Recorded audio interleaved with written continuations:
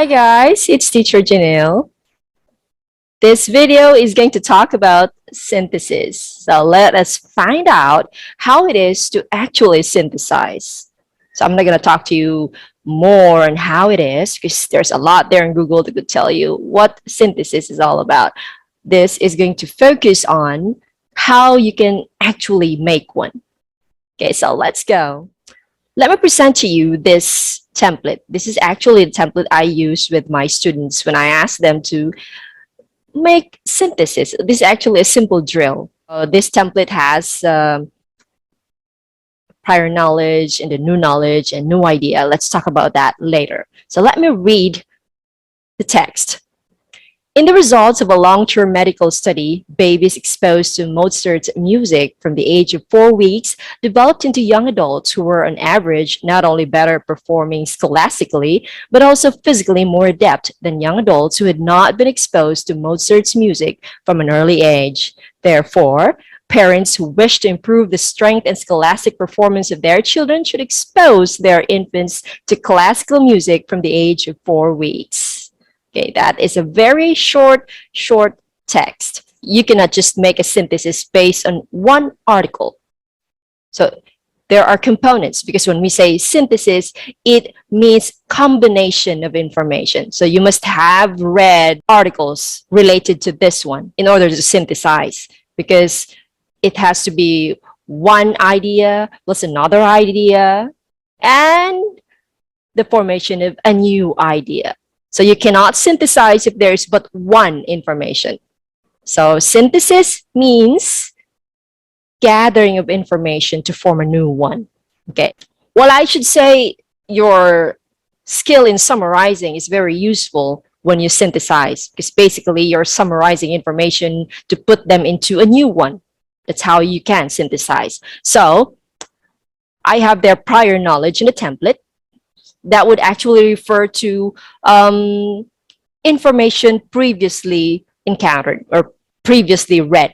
Now, if you do not have a prior knowledge of what you're reading right now, you can actually go read. It's not too late to read. So go on, read it, dig on related information about this topic. So you'll have a prior knowledge, or let's just say another knowledge about this one that you're facing. We don't call that a prior knowledge anymore because when you say prior knowledge, that's the knowledge you have gathered before you're reading what you're seeing now. But since you do not have, then we're going to look for another information related to what you're looking at now. Okay, so assuming that I already have a prior knowledge, or if I don't, assuming that I have read other articles, so the summary, I don't say gist. So when you say gist, that's a lot shorter than a summary. So the gist of that article that I have read is, let's just say, pregnant women listen to music to help develop their baby's brain. So that's the gist of the previous article, or that could be the prior knowledge I have gathered from what I've read.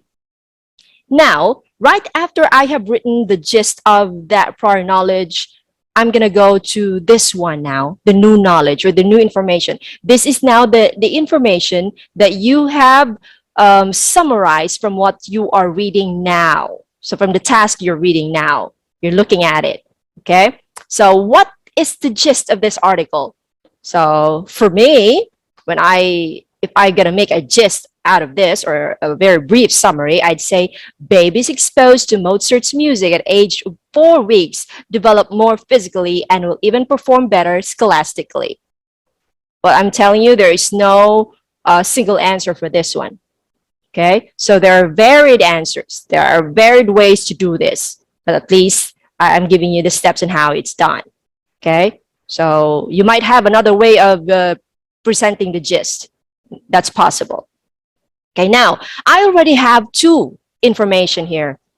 Pregnant women listening to music and babies exposed to Mozart's music.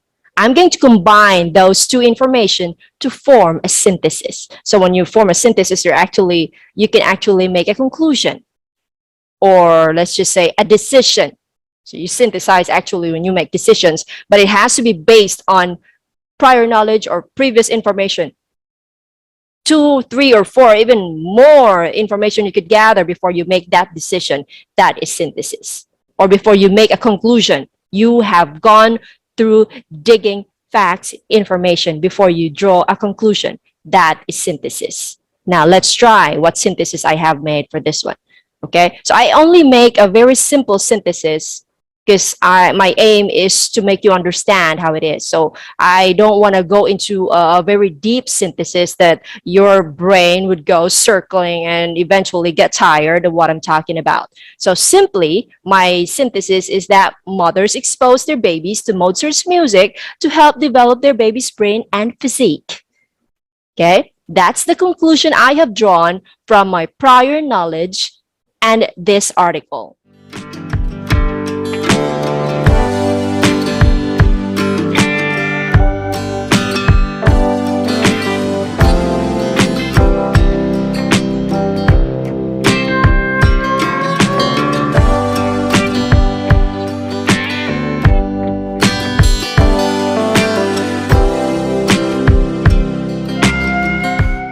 Okay, so that's how you're going to do it. And again, there is no single answer for this one. Okay, so this is a sample of a synthesis that I have extracted from this article and from my prior knowledge. So step one, read thoroughly.